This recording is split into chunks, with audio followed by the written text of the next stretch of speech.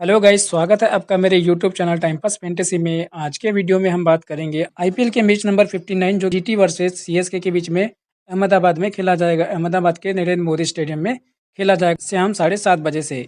अगर आप एक अच्छी फैंटेसी टीम ड्रीम 11 पे बनाना चाहते हैं तो यह वीडियो आपके लिए काफ़ी यूज़फुल होने वाला है, क्योंकि इस वीडियो में मैं आपको दोनों ही टीमों के खिलाड़ियों के रिसेंट परफॉर्मेंस और उनके ज़रूरी आंकड़ों की जानकारी देकर आपको उनका लॉजिकल एनालिसिस करके बताने की कोशिश करूँगा कि आपको अपनी फैंटेसी टीम में ऐसे कौन से प्लेयर हैं जिन्हें आपको शामिल करना है और ऐसे कौन से प्लेयर हैं जिन्हें आप अपनी टीम से ड्रॉप कर सकते हैं।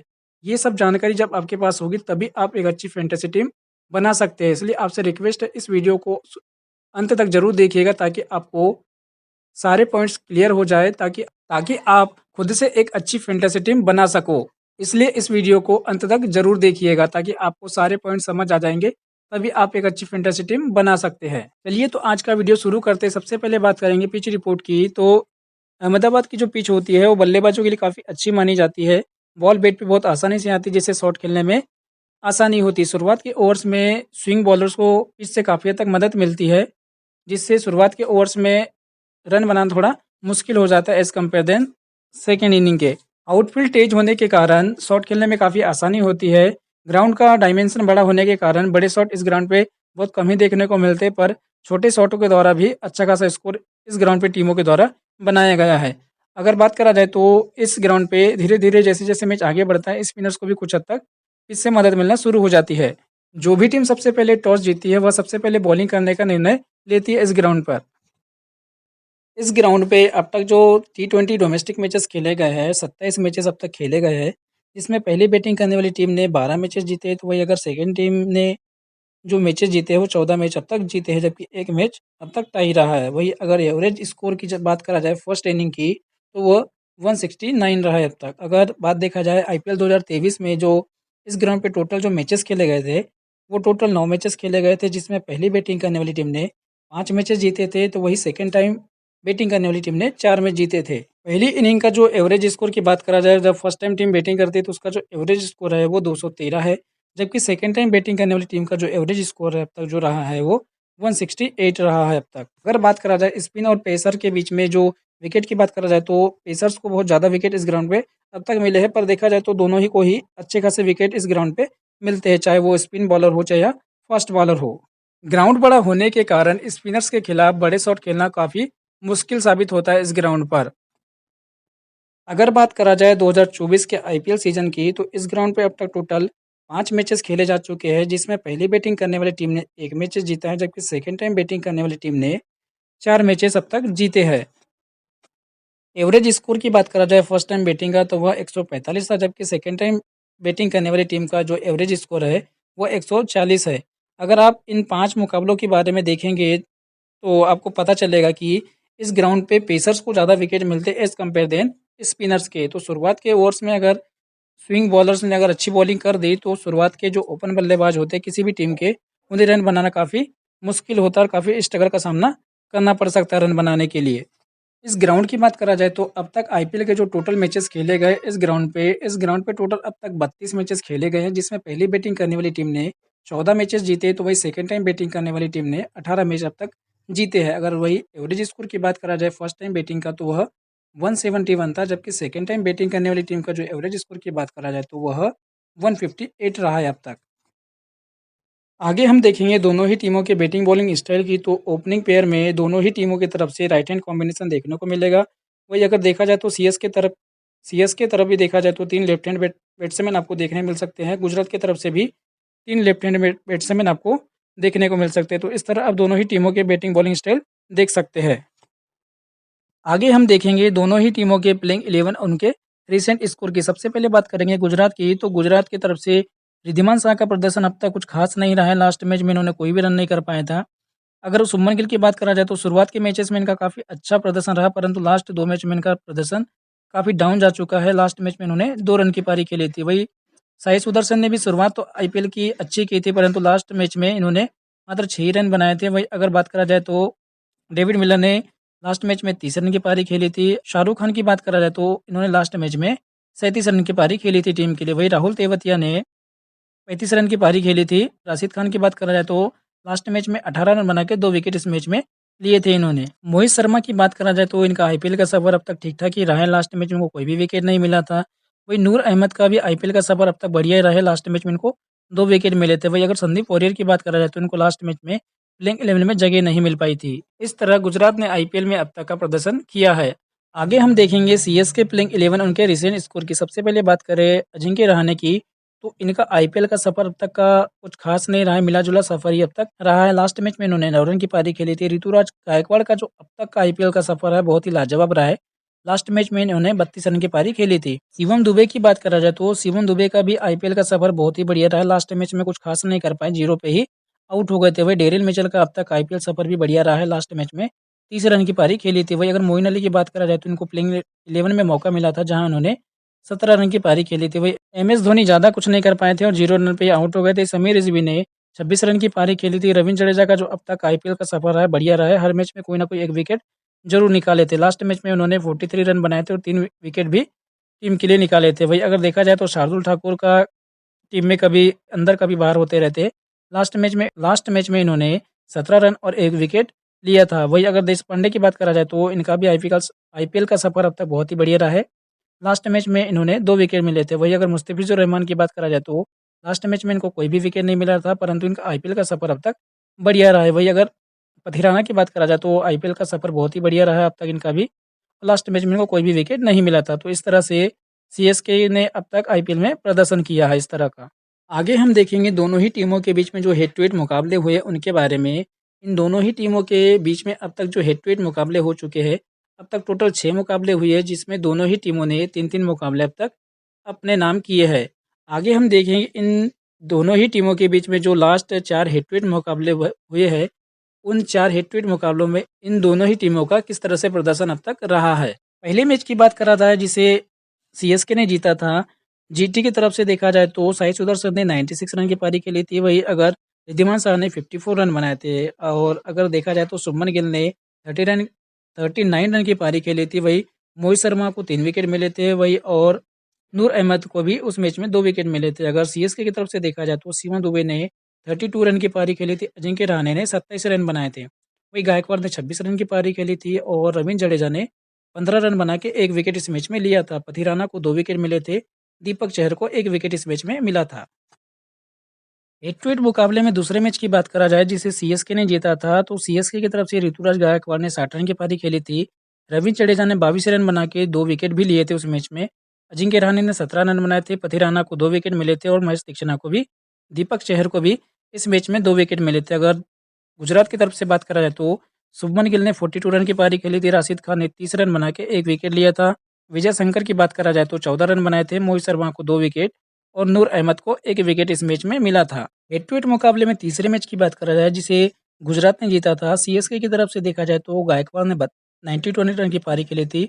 मोइन अली ने 23 रन बनाए थे। शिवम दुबे ने 19 रन बनाए थे। और अगर बात करा जाए रविंद्र जडेजा और देश पांडे को एक एक विकेट इस मैच में मिला था।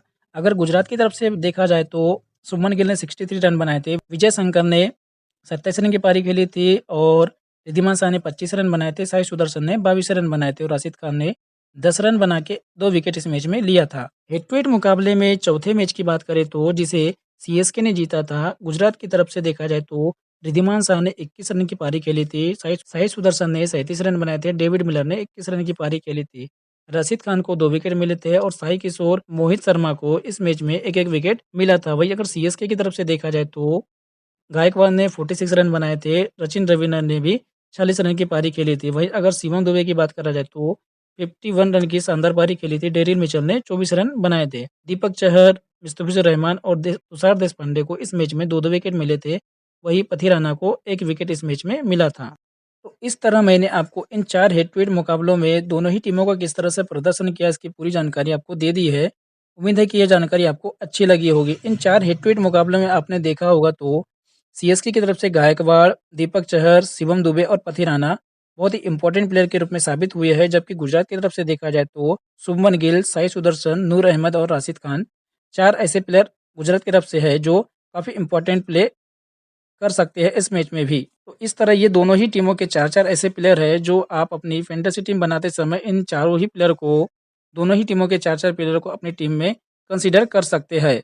आगे हम देखेंगे दोनों ही टीमों के बीच में प्लेयर बैटल कि दोनों ही टीमों का जब आमने-सामने मुकाबला होता है तो दोनों ही टीमों की बैटिंग बॉलिंग किस तरह का प्रदर्शन करती है। सबसे पहले बात करेंगे हम सीएसके के बैट्समैन जो जीटी बॉलर के सामने किस तरह का प्रदर्शन करते हैं। सबसे पहले बात करेंगे ऋतु गायकवाड़ की बात करा जाए तो गायकवाड़ ने जीटी बॉलर्स को बहुत ही बढ़िया खेला है। अब तक उमेश यादव के सामने एक बार आउट हो चुके हैं। 12 बॉल खेल के 12 रन बनाए। वही अगर बात करा जाए तो मोहित शर्मा के सामने भी एक बार आउट हो चुके हैं। 6 बॉल खेल के 11 रन बनाए। स्पिन के सामने थोड़े फँस से जाते हैं। काफ़ी रन बनाने में स्ट्रगल का सामना करना पड़ता है। राशिद खान के सामने अब तक 2 बार आउट हो चुके हैं। 60 बॉल खेले के 95 रन बनाए हैं गायकवाड़ ने। वही अगर बात करा जाए तो साई किशोर के सामने भी 15 बॉल खेल के 21 रन बनाए, एक भी बार आउट नहीं हुए अब तक। अजिंक्य रहाणे की बात करा जाए तो स्विंग के सामने रन बनाना काफी मुश्किल सा हो जाता है। उमेश यादव के सामने अब तक 2 बार आउट हो चुकी है। 73 बॉल खेल के 112 रन अब तक बना है। वही अगर बात करा जाए तो मोहित शर्मा के सामने भी 2 बार आउट हो चुके हैं। 50 गेंद खेल के 72 रन अब तक बनाए हैं। अगर राशिद खान के सामने भी देखा जाए तो एक बार आउट हो चुके हैं। 40 बॉल खेल के 54 रन अब तक अजिंक्य रहाणे ने बना है। अजिंक्य रहाणे स्विंग के सामने फर्स्ट अजिंक्य रहाणे स्पिन बॉलों के सामने आउट जरूर होते हैं परंतु रन भी अच्छे खासे बना के देते हैं अपनी टीम को। डेरिल मिचेल की बात करा जाए तो जीटी बॉलर्स को बहुत कम ही खेला है। अगर बात करें शिवम दुबे की तो शिवम दुबे उमेश यादव के सामने अब तक एक बार आउट हो चुके हैं। 2 बॉल खेल के 0 रन अब तक बनाए हैं। वही मोहित शर्मा के सामने भी अब तक शिवम दुबे आउट नहीं हुए हैं। उमर जाई के सामने एक बार आउट हो चुके हैं। 13 बॉल खेल के 7 रन अब तक शिवम दुबे ने बनाए हैं। वहीं अगर बात करा जाए तो रविंद्र जडेजा के सामने तो उमेश यादव के सामने एक बार आउट हो चुके हैं। 17 बॉल खेल के 15 रन बनाए हैं। बाकी अदरवाइज देखा जाए तो दूसरे बॉलरों को उन्होंने बहुत ही बढ़िया खेला है। राशिद खान की 28 बॉल खेल के 20 रन अब तक रविंद्र जडेजा ने बनाया और एक भी बार आउट नहीं हुए स्पिन के सामने। आगे हम देखेंगे गुजरात के बैट्समैन सीएसके बॉलर के सामने किस तरह का प्रदर्शन करते हैं। सबसे पहले बात करेंगे रिद्धिमान शाह की तो स्विंग के सामने इनको रन बनाने में काफ़ी स्ट्रगल करना पड़ता है। दीपक चहर के सामने अब तक 2 बार आउट हो चुके। 41 गेंद खेल के 57 रन अब तक रिद्धिमान शाह ने बनाए। वही अगर देखा जाए तो रविंद्र जडेजा के सामने भी 2 बार आउट हो चुके हैं। 42 बॉल खेल के 48 रन अब तक रिद्धिमान शाह ने बनाया। अदरवाइज सभी बॉलर्स को उन्होंने बढ़िया खेला। अगर बात करा जाए शुभमन गिल की तो स्विंग के सामने इनको भी प्रॉब्लम्स होती है रन बनाने में। दीपक चहर के सामने अब तक 3 बार आउट हो चुके हैं। 52 बॉल खेल के 71 रन अब तक बनाए। वही अगर देशपांडे के सामने भी एक बार आउट हो चुके हैं। 31 गेंद खेल के 52 रन अब तक शुभमन गिल ने बनाए हैं। वही अगर देखा जाए तो जडेजा के सामने भी एक बार आउट हो चुके 51 गेंदें खेल के 71 रन शुभमन गिल ने बनाए हैं। अदरवाइज बाकी सभी बॉलरों को शुभमन गिल ने बढ़िया खेला है। साई सुदर्शन की बात करा जाए तो सीएसके बॉलरों को बहुत ही बढ़िया खेला है। अब तक किसी भी बॉलर के सामने अब तक आउट नहीं हुए है। तीक्ष्णा की 12 बॉल खेल के 16 रन बनाए हैं, एक भी बार आउट नहीं हुए। जबकि देशपांडे की 9 बॉल खेल के 26 रन बनाए हैं। अगर देखा जाए तो जडेजा की 15 बॉल खेल के 22 रन बनाए। किसी भी बॉलर के सामने अब तक साई सुदर्शन आउट नहीं हुए हैं। तो इस तरह से देखा जाए तो ओवरऑल साई सुदर्शन ने सीएसके बॉलर्स को बढ़िया खेला है अब तक। डेविड मिलर की बात करा जाए तो दीपक चहर के सामने अब तक एक बार आउट हो चुके हैं। 12 बॉल खेल के 14 रन अब तक डेविड मिलर ने बनाए। वही अगर जडेजा के सामने भी देखा जाए तो 2 बार आउट हो चुके हैं। 70 बॉल खेल के 119 रन अब तक डेविड मिलर ने बनाया है। अदरवाइज सभी बॉलर्स को ठीक ठाक ही खेला है डेविड मिलर ने अब तक। अब आखिर में राहुल तेवतिया की बात करा जाए तो इन्होंने भी आरसीबी बॉलर्स को बहुत कम ही खेला है। दीपक चहर की मात्र 9 बॉलें खेली है। अगर देखा जाए तो देशपांडे की 10 बॉलें खेल के 19 रन बनाए हैं। जडेजा के सामने भी अब तक एक भी बार आउट नहीं हुए हैं। मुस्तफिजुर रहमान के सामने एक बार आउट हो चुके हैं। और वही अगर देखा जाए तो देशपांडे के सामने भी एक बार आउट हो चुके हैं। महेश तीक्ष्णा के सामने राहुल तेवतिया एक बार आउट हो चुके। 2 बॉल खेल के 2 रन अब तक राहुल तेवतिया ने बनाए हैं। तो इस तरह मैंने आपको दोनों ही टीमों के आपस में प्लेयर बैटल के बारे में डिटेल एनालिसिस करके आपको बता दिया है कि दोनों ही टीमों का जब आपस में भिड़ंत होती है तो दोनों ही टीमों के खिलाड़ी आपस में एक दूसरे के सामने किस तरह का प्रदर्शन करते हैं। यह जानकारी देख के आप प्लेयर के स्ट्रेंथ और वीकनेस की जानकारी आसानी से पता कर सकते हैं कि कौन सा प्लेयर किस खिलाड़ी के सामने स्ट्रॉन्ग परफॉर्मेंस करता है और कौन सा ऐसा बॉलर जो किसी बैट्समैन के सामने वीक परफॉर्मेंस करता है। मुझे उम्मीद है कि यह जानकारी आपको अच्छी लगी होगी। इन्हीं सारी जानकारियों के आधार पर चलिए हम आगे अपनी संभावित ड्रीम 11 की टीम बनाते हैं।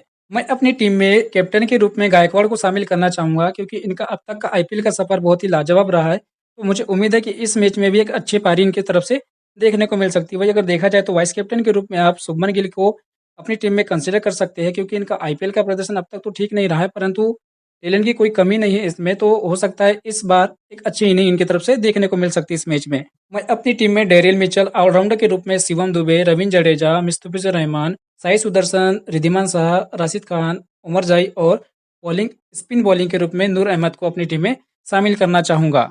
आप अपनी टीम में कैप्टन वाइस कैप्टन के रूप में शुभमन गिल और गायकवाड़ को भी एक्सचेंज कर सकते हैं। जो लोग सुपर लीग में खेलना पसंद करते हो वो लोग अपनी टीम में कैप्टन वाइस कैप्टन के रूप में सचिन रविंद्र को अगर प्लेइंग 11 में मौका मिलता है तो उन्हें ट्राई कर सकते हैं। वही अगर शुभमन गिल, डेरेन मिचेल और रविंद्र जडेजा और डेविड मिलर को भी अपनी टीम में कंसीडर कर सकते हैं अगर आप सुपर लीग खेलना पसंद करते हैं तो। वहीं अगर आप ग्रैंड लीग खेलना पसंद करते हैं तो अपनी टीम में कैप्टन वाइस कैप्टन के रूप में आप ऋतुराज गायकवाड़, राशिद खान, साई सुदर्शन और शिवम दुबे एक अच्छा ऑप्शन आपके लिए हो सकते हैं। की प्लेयर के रूप में आप शिवम दुबे, डेविड मिलर, रहाणे, देशपांडे और मोहित शर्मा को अपनी टीम में कंसीडर कर सकते हैं। तो इस तरह मैंने आपको दोनों ही टीमों का लॉजिकल एनालिसिस करके समझाने की कोशिश की कि आपको अपनी फैंटेसी टीम में कौन से प्लेयर को शामिल करना है, कौन से प्लेयर को आप नहीं शामिल कर सकते अपनी टीम में। मुझे उम्मीद है कि इस वीडियो से आपको अपनी फैंटेसी टीम बनाने के लिए ज़रूरी सभी पॉइंट्स क्लियर हो गए होंगे। अगर आपको यह वीडियो अच्छा लगा हो तो प्लीज़ वीडियो को लाइक, शेयर, सब्सक्राइब जरूर कीजिएगा। मिलते हैं नेक्स्ट वीडियो में, तब तक के लिए धन्यवाद।